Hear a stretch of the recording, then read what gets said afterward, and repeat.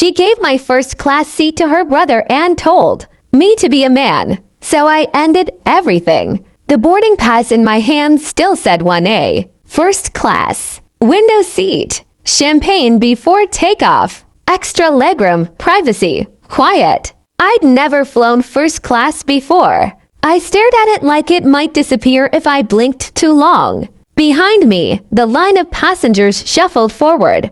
Carry-ons bumping ankles. The low hum of an airport that never really sleeps. Ahead of me, my girlfriend Lena stood confidently, already scanning the cabin like she owned the plane. We were supposed to be celebrating. A promotion.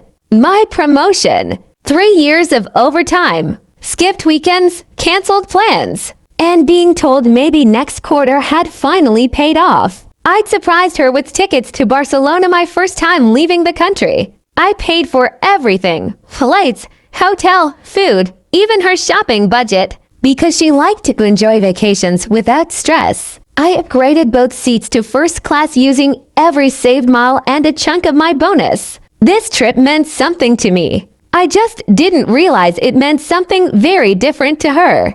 As soon as we stepped into the first class cabin, I felt out of place. Everyone looked polished tailored jackets, noise-canceling headphones, calm confidence. Meanwhile, I was hyper-aware of my hands, my shoes, the way my voice sounded when I thanked the flight attendant. Lena, on the other hand, slipped into the space like she belonged there. She smiled at the attendant, tossed her hair, took her seat in 1B without hesitation.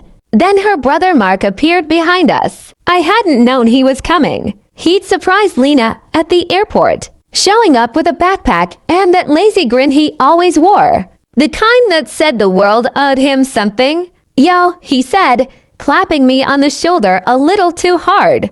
Didn't know you were flying fancy now. I laughed awkwardly. Yeah, special occasion. Mark peeked into the cabin, eyes lighting up. Damn, first class. Before I could respond, Lena said casually, yeah, we are. Something about the way she said we made my stomach tighten. We stood there while passengers behind us waited.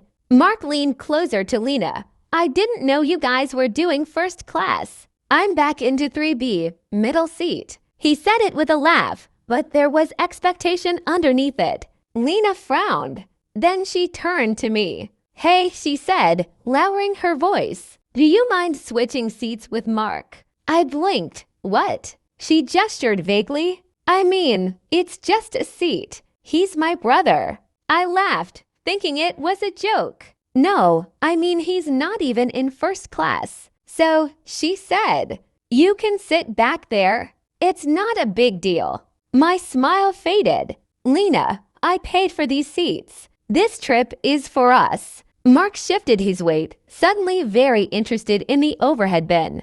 Lena crossed her arms. Wow, seriously? You're going to make a thing out of this? Yes, I said quietly. I am. She rolled her eyes. Dad, be a man. It's just a chair.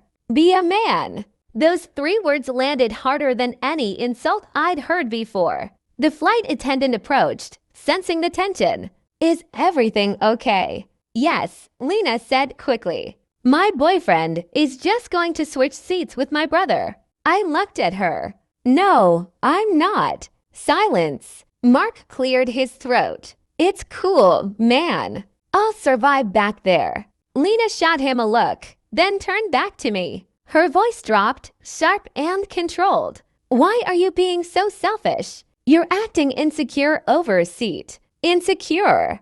I repeated. Yes, she snapped. Real men don't need first class to feel important. The flight attendant shifted uncomfortably. Passengers were watching now. I felt heat crawl up my neck, not embarrassment, but something else. Clarity. I realized this wasn't about a seat. This was about respect. I thought back over the past 2 years. How I always paid. How my opinions were cute, but hers were practical. How she made decisions and informed me later. How every disagreement ended with me apologizing, even when I wasn't sure what I'd done wrong. How often she told me to man up whenever I expressed discomfort. I'd mistaken endurance for love. I met her eyes, calmly, I